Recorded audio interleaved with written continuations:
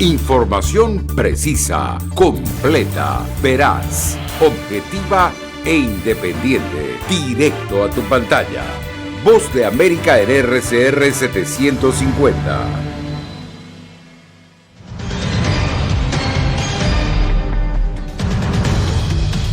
La Casa Blanca lanza una estrategia nacional para aumentar la seguridad en el ciberespacio. Ucrania fue el tema del primer cara a cara entre el secretario de Estado Antony Blinken y su homólogo ruso Sergei Lavrov. Además, el Consejo de Derechos Humanos de la ONU denuncia crímenes de lesa humanidad en Nicaragua. Y desde Panamá, líderes del mundo hacen un llamado urgente a frenar la pesca indiscriminada de los océanos.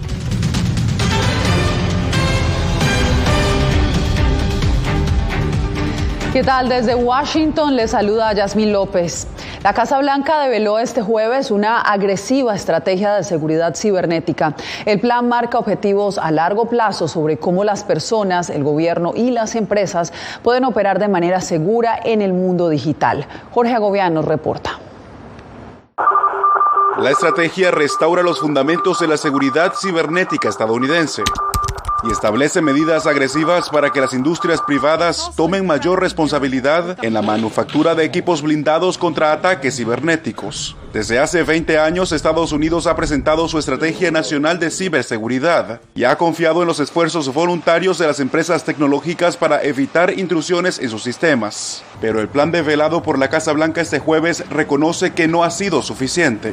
Los actores más grandes, más capaces y mejor posicionados en nuestro ecosistema digital pueden y deben asumir una mayor parte de la carga para administrar los riesgos cibernéticos y mantenernos a todos seguros. El plan expande las acciones defensivas del gobierno para contrarrestar los ataques a sistemas sensibles, que serán considerados como amenazas a la seguridad nacional, en lugar de actividades delictivas. Un enfoque en el que están involucradas varias agencias del gobierno, incluyendo el Departamento de Justicia. Estamos trabajando para contrarrestar, interrumpir y enjuiciar las amenazas planteadas por los estados, los grupos terroristas, los individuos radicales y los ciberdelincuentes. Según un funcionario de la administración Biden, el nuevo lineamiento redoblará las herramientas diplomáticas, de inteligencia e incluso las militares si fuera necesario para contrarrestar y castigar a actores extranjeros. Jorge Agobián, Voz de América. También este jueves el secretario de Estado Antony Blinken y su homólogo ruso Sergei Lavrov se encontraron por primera vez cara a cara desde que comenzó la invasión de Rusia en Ucrania. Jacopo Luzzi nos trae la actualización. Por primera vez desde la invasión rusa a Ucrania hace un año, los principales diplomáticos de Estados Unidos y Rusia se reunieron este jueves en India para hablar del conflicto. Fue un breve encuentro al margen de una reunión de ministros del G20 que estuvo dominada por las tensiones sobre la guerra. El breve cara a cara entre el secretario de Estado Antony Blinken y el ministro ruso de Relaciones Exteriores Sergei Lavrov fue inesperado, pero solicitado por Estados Unidos, según Moscú. Le dije al ministro de Relaciones Exteriores lo que yo y tantos otros dijimos la semana pasada en las Naciones Unidas y lo que tantos ministros del G20 dijeron hoy: poner fin a esta guerra de agresión, participar en la diplomacia significativa que puede producir una paz justa y duradera. Blinken le dijo a Lavrov que Estados Unidos apoyará a Ucrania durante el tiempo que sea necesario. Además, que Rusia debería reincorporarse al nuevo Tratado de Control de Armas Nucleares START, del que se retiró recientemente, y acatar los términos. Sin embargo, el Kremlin dijo que en India Occidente chantajeó y amenazó a Moscú para poner fin a la invasión. Recordaré una vez más que mientras se nos llama a conversar, no recuerdo que alguno de los colegas occidentales de varios otros países instó a Ucrania a entablar conversaciones. Probablemente hay algo de verdad en esto, porque se está alentando a Ucrania para que continúe la guerra. Moscú confirmó que no se entabló ninguna negociación, mientras el Departamento de Estado dijo que Rusia no ha cambiado su posición sobre la guerra. Jacopo Luzzi, Voz de América. Naciones Unidas denunció este jueves desde Ginebra que desde el 2018 Nicaragua ha cometido violaciones sistemáticas a los derechos humanos. Celia Mendoza está en la sede de la ONU. Celia, adelante con la información. Así es, Yasmín. Este grupo de 3 expertos ha venido trabajando en la recopilación de evidencias a pesar de no tener acceso a territorio nicaragüense. Han nombrado al presidente y la vicepresidenta de ese país como responsables de lo que aseguran son crímenes de lesa humanidad y también han advertido en lo que ellos aseguran se podría convertir en una crisis humanitaria que no solamente afectaría al pueblo nicaragüense, sino también a la región. Sobre la base de esta investigación podemos concluir que el gobierno nicaragüense ha cometido violaciones generalizadas y sistemáticas de los derechos humanos que han constituido crímenes de lesa humanidad y están motivados por razones políticas contra civiles desde 2018. Violaciones que, según Jan Simon, presidente del Grupo de Expertos de Derechos Humanos sobre Nicaragua, continúan cometiéndose. Las violaciones incluyen ejecuciones extrajudiciales, detenciones arbitrarias, tortura, remoción arbitraria de la nacionalidad y violaciones del derecho a permanecer en el propio país. Estos no son hechos aislados, sino el producto de un desmantelamiento de las instituciones democráticas y la destrucción del espacio cívico y democrático.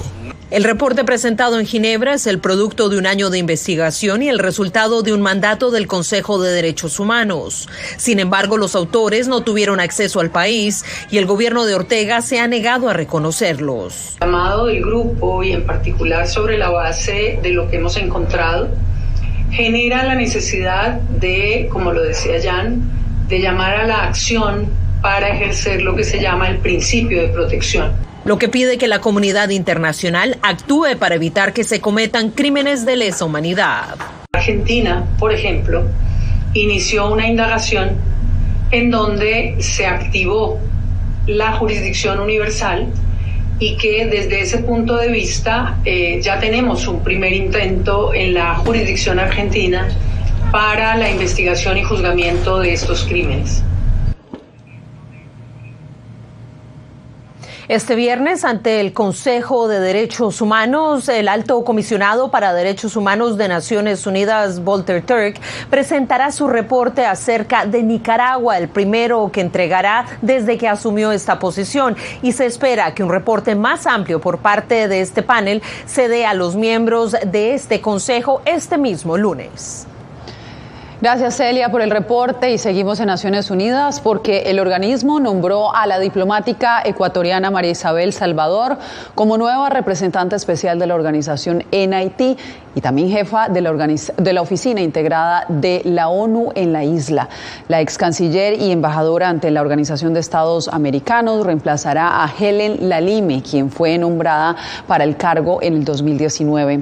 El nombramiento se produce cuando los países discuten el envío de una fuerza de acción rápida solicitada por el gobierno interino de Haití hace unos 6 meses con el objetivo de ayudar a la Policía Nacional a controlar las bandas armadas cuya creciente influencia está provocando una crisis humanitaria. En más noticias, en la ciudad de Panamá comenzó hoy la Conferencia Mundial de los Océanos. Allá se encuentra nuestro enviado especial Jaime Moreno. Jaime, en la primera fecha de este encuentro se hizo un fuerte llamado a proteger los océanos y contrarrestar los efectos del cambio climático. Cuéntanos. Hola Yasmín, buenas tardes. La conferencia del océano que tiene lugar en esta ocasión en Panamá no solamente se limita a los discursos y a los diagnósticos. Su principal objetivo desde que fue creada es movilizar la mayor cantidad de dinero que sea posible desde cualquier parte, desde el sector privado, desde el gobierno, desde las organizaciones para invertir en el océano. Y justamente hoy, aquí en Panamá, la Unión Europea anunció 816 millones de euros para invertir en reservas marinas y pesca sostenible. Este es uno de los temas que más le preocupa a los científicos y expertos aquí reunidos y es lo que ellos consideran el efecto devastador del cambio climático combinado con la pesca excesiva de los océanos. Justamente sobre este tema conversamos con Maxime Bourquet. Ella es la subsecretaria para Asuntos Marinos del Departamento de Estado. Tenemos una crisis de biodiversidad que debemos abordar. Sacamos demasiados peces de las aguas. El impacto de la captura incidental en las poblaciones saludables ha tenido un efecto significativo en las pesquerías, y ese impacto en la biodiversidad termina limitando la capacidad del océano para absorber otras tensiones que está experimentando.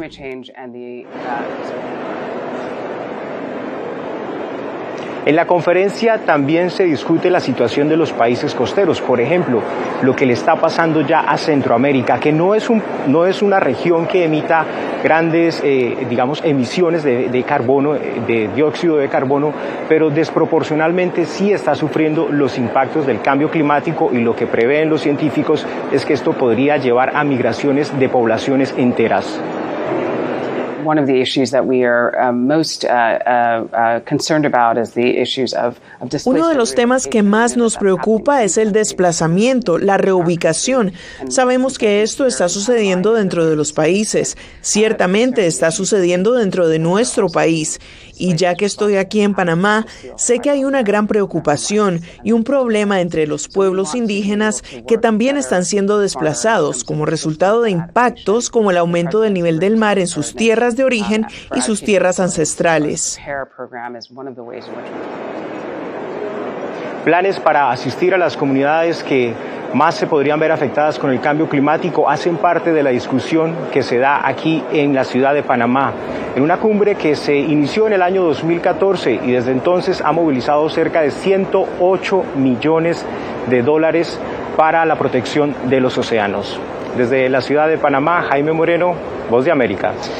Te agradezco, Jaime, y nos vamos para Grecia, donde tras el mortal accidente de trenes en el norte de ese país, que mató al menos a 46 personas, las asociaciones de trabajadores ferroviarios y del metro convocaron huelgas este jueves. Hoy también los rescatistas reanudaron la búsqueda de las víctimas, revisaron los restos aplastados de los vagones que se descarrilaron y luego se incendiaron cuando el tren, que transportaba unas 350 personas, se estrelló de frente con un tren de carga el martes por la noche.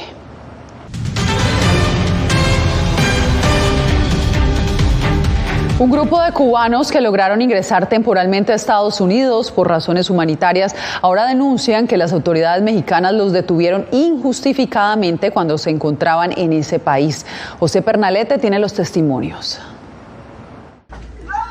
El alivio de llegar a Estados Unidos fue evidente en estos 3 cubanos, no solo por resultar favorecidos por el programa humanitario de inmigración, sino también por haber sido liberados por parte de autoridades de México. Ellos aseguran haber sido detenidos durante más de 72 horas, pese a contar con una autorización de viaje estadounidense. Bajo ningún que iban a hacer con nosotros, estuvimos 4 días sin saber de nuestra familia, sin la familia saber de nosotros, incomunicados, no podíamos bañarnos, no podíamos nada, no nos daban una explicación, no nos decían nada. Estos inmigrantes cubanos provenientes de Venezuela trataron de salir de Ciudad de México y allí fueron retenidos por las autoridades de ese país. Compartieron celda con ciudadanos de Costa Rica, Guatemala, Ecuador y otros cubanos. Afirman que las denuncias de su familia hicieron presión para su liberación. Le expliqué y siempre me dijo, las leyes de Estados Unidos son de Estados Unidos, México es México. Una cosa no tiene nada que ver con la otra. Eso fue un día. El otro día parece que ya todo empezó a regarse en las redes. Y ellos dijeron, no, ya hay que sacarlo. Expertos en inmigración atribuyen la retención de las autoridades a la verificación de estatus de esos ciudadanos en ese país. La Voz de América solicitó 2 veces declaraciones a la Dirección General de Protección del Inmigrante de México al respecto y no respondieron. Por otra parte, la organización Human Rights Watch ha denunciado reiteradamente que los migrantes y solicitantes de asilo que ingresan a México enfrentan abusos. José Pernalete, Voz de América, Miami. Un residente de Arizona enfrenta cargos de homicidio en 2º grado por matar a balazos a un migrante mexicano que cruzaba su propiedad con un grupo de indocumentados. El gobierno de México ahora pide que se haga justicia. Paula Díaz tiene la historia. El gobierno de México pide una investigación transparente en el caso del ranchero George Alan Kelly, acusado de disparar un fusil AK-47 y matar al inmigrante mexicano Gabriel Cuen Buitimea el pasado 30 de enero. Estamos solicitando de manera respetuosa pero contundente que se lleve a cabo una investigación y juicio siguiendo el debido proceso. Un testigo dijo de forma anónima que el hombre de 74 años disparó por lo menos 15 veces cuando el grupo de 7 inmigrantes cruzaba su propiedad a pocos metros del muro fronterizo, impactando a Gabriel Cuen Buitimea. Fue cuando empezó a disparar, volteamos a ver para todos lados y como nadie los hablaba, no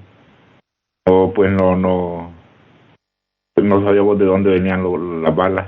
Gabriel que me dijo, me dieron. El migrante murió luego de recibir un tiro por la espalda. El abogado criminalista Luis Parra explicó que la evidencia muestra que hay causa probable de que se cometieron los delitos imputados. Los cuales no son nada más el homicidio de segundo grado, sino que también hay otros 2 cargos por lesión grave en contra de 2 personas, punto de aparte de la persona quien falleció. Kelly fue liberado tras pagar una fianza de $1 millón y la próxima audiencia está programada para el 6 de marzo. Paula Díaz, Voz de América. 14 tiros recibió este martes un supermercado perteneciente a la familia de Antonella Racuso, esposa del astro del fútbol Lionel Messi. El ministro de Seguridad argentino Aníbal Fernández dijo que el ataque es típico en Rosario, ciudad natal de Messi, en el noreste de Argentina, y vinculó el ataque a bandas de narcotraficantes. El tiroteo no dejó víctimas, pero sí un mensaje amenazante escrito a mano para la estrella del fútbol que decía: Messi, te estamos esperando.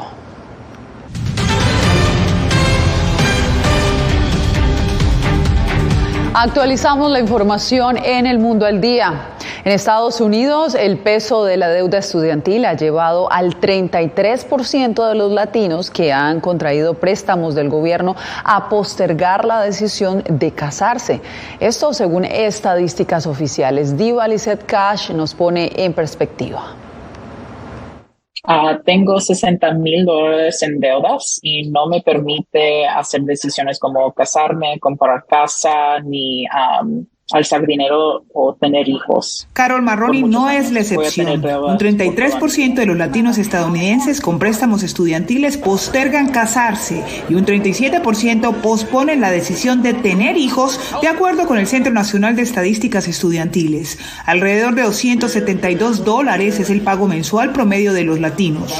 La organización Young Invincibles subraya que es un monto sustancial porque la mayoría de estos jóvenes latinos pertenecen a las primeras generaciones de su familia que asisten a la universidad, por lo que todavía deben apoyar a su núcleo familiar. Los biles de la casa, entonces ellos tienen encima de la educación y el costo de la educación responsabilidades que no son las que un estudiante que tiene padres que obtuvieron una educación universitaria generaciones atrás, no tienen el mismo apoyo. La asesora financiera Elena Dolinsky recomienda buscar becas y subsidios para reducir el monto de un préstamo federal, además de adoptar planes de pago y estrategias de amortización que podrían incluso anular la deuda. Una vez que ellos lleguen a cumplir la cantidad máxima de años que se requiere estando pagando el monto que se acuerde, le borran el resto de la deuda.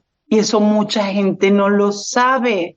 Por ahora, eliminar o reducir los préstamos estudiantiles de millones de estadounidenses debido a la emergencia del COVID-19 es la propuesta de la administración Biden, pero gobernadores republicanos interpusieron una demanda para impedir ese plan que mantendrá en vilo su funcionamiento hasta que la Corte Suprema emita sentencia a fines de junio. Diva Lizette Cash, Voz de América, Maryland. Y otro índice genera preocupación en Estados Unidos y es que un 17% aumentó la mortalidad materna en este país. Esto según un reciente estudio que revela que la tendencia afecta principalmente a los grupos minoritarios y por supuesto entre ellos están los latinos. Ángela González nos explica en el siguiente reporte. Las muertes de las mujeres durante el embarazo o en el parto van en aumento. Según la Organización Mundial de la Salud, Entre 2016 y 2020 se ha visto un aumento del 17% en Estados Unidos, donde 700 mujeres mueren cada año por complicaciones del embarazo, según los Centros para el Control y la Prevención de Enfermedades.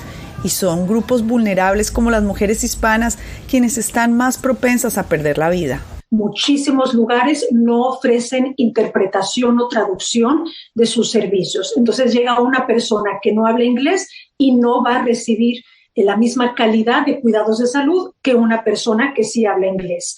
No hablemos de comunidades indocumentadas que por supuesto no van a contar con un seguro de salud ni privado ni público. Las decisiones recientes sobre el acceso al aborto, educación sexual y anticonceptivos son un agravante y las cifras actuales podrían aumentar a consecuencia. Estados Unidos muestra uno de los peores desempeños en cuidados prenatales según Planned Parenthood. Muchísimas veces el cuerpo no saca todo el producto y un médico tiene que intervenir para acabar ese aborto espontáneo. Incluso en esos casos hay doctores que dicen, no sé si puedo intervenir o no, porque en mi estado el aborto está prohibido y esta paciente va a tener que llegar a una situación de riesgo de vida para que yo pueda intervenir. Los Centros para el Control y la Prevención de Enfermedades lanzaron la campaña Hear Her Concerns, escucha sus preocupaciones, para identificar señales de alerta que puedan salvar vidas en un intento por prevenir las muertes de embarazadas. Ángela González, Voz de América, Nueva York. Radio Caracas Radio presentó Voz de América.